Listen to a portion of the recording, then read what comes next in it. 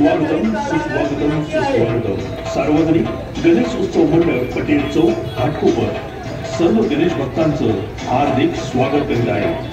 सादर करीत आहोत त्रिपुरासूर. ही कथा आहे त्रिपुरासूर नामक एका दैत्याची, ज्यानं साऱ्या ब्रह्मांडामध्ये उच्छाद मांडला होता. तसंच ज्यानं घोर तपश्चर्या करून सृष्टीचे निर्माता ब्रह्मदेवांना प्रसन्न करून अजिंक्य होण्याचं वरदान प्राप्त केलं. ओम प्रजापिता ब्रह्मदेवाय नमः. ओम प्रजापिता ब्रह्मदेवाय नमः. ओम प्रजापिता ब्रह्मदेवाय नमः. ओम प्रजापिता ब्रह्मदेवाय नमः.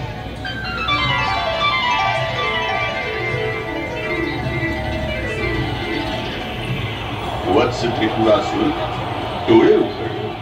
आम्ही तुझ्या तपश्चर्येने प्रसन्न झालो आहोत. डोळे उघड त्रिपुरासुरा. प्रणाम पितामह. माझे अहोभाग्य की आपण मला आपल्या दर्शनाने कृतार्थ केले. आम्ही तुझ्या तपश्चर्येने प्रसन्न झालो आहोत वत्सा. माग हवं ते वरदान माग. हे पितामह ब्रह्मदेव, जर तुम्ही माझ्या तपश्चर्येने प्रसन्न झाला आहात तर कृपा करून मला असं वरदान द्या की मी देवता, मनुष्य, स्त्री तसेच निशाचर या सर्वांमध्ये अजिंक्य आणि अभेद्य राहू शकेल. तसेच आपण माझ्या निवासाकरिता 3 अशा पुरांचे निर्माण करावं जे जगात अभेद्य अभेद्य असावे. तथास्तु. आणि अशा प्रकारे ब्रह्मदेवांकडून मनोवांछित वरदान मागून त्रिपुरासूर 3ही लोकात अतिशय बलवान सिद्ध झाला. त्याची असुरी प्रवृत्ती हळूहळू वाढू लागली आणि तो उन्मादी होऊ लागला. तो स्वतःला देव समजू लागला. त्याने अधर्म तसेच अनितीचा मार्ग अवलंबून देवतागण तर दुसरीकडे पृथ्वी लोकावरील ऋषी मुनींचे यज्ञ उद्ध्वस्त केले.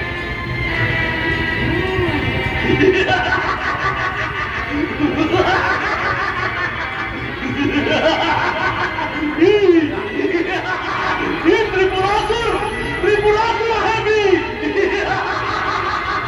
अभेद्य आहे, अभेद्य. त्रिपुरासुराच्या वाढत्या अत्याचारांनी त्रस्त झालेले सर्व देवतागण देवादिदेव महादेवांना शरण आले आणि त्रिपुरासुराच्या अत्याचारापासून त्यांचं संरक्षण करण्याची प्रार्थना करू लागले. त्राहिमाम प्रभू त्राहिमाम, त्राहिमाम प्रभू त्राहिमाम, त्राहिमाम प्रभू त्राहिमाम. हे देवाधिदेव महादेव, आमचं रक्षण करा.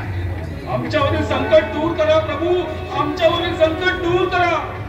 त्रिपुरासुराच्या अत्याचारातून आमची मुक्तता करा. दूध भावल, आमची मुक्तता करा. हो प्रभू, आम्ही तुम्हाला शरण आलो आहोत.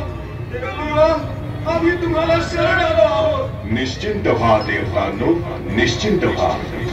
आम्हास हे पूर्णपणे ज्ञात आहे की ब्रह्मदेवांकडून अजिंक्य आणि अभेद्य राहण्याचं वरदान प्राप्त करून अधर्मी, उन्मादी तसेच व्याभिचारी बनला आहे.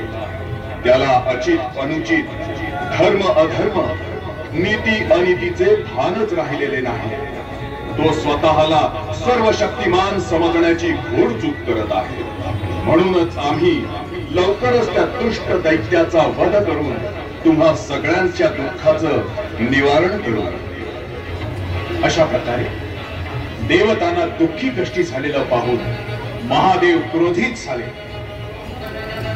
आणि त्यांनी त्रिपुरासुराचा वध करण्यासाठी प्रस्थान केलं.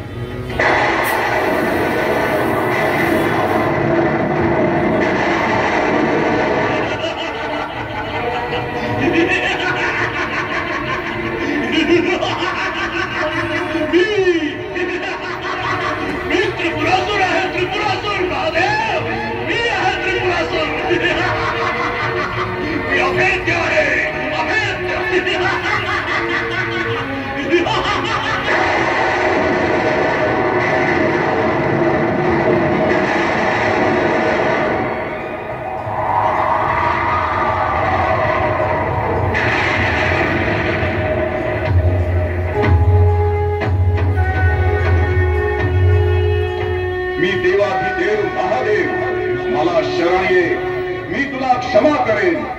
अन्यथा तुझा विनाश अटळ आहे.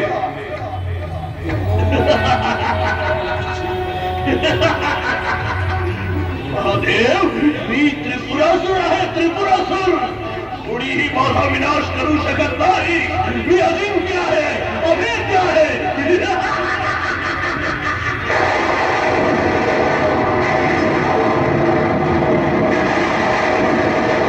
हे त्रिपुरासुरा, आता आमच्या क्रोधापासून तुला कोणीच वाचवू शकत नाही.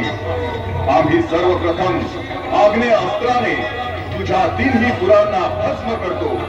तत्पश्चात आमच्या त्रिशूळाने तुझा वध करतो. नाही, नाही. तुझा विनाश अटळ आहे त्रिपुरासुरा, तुझा विनाश अटळ आहे.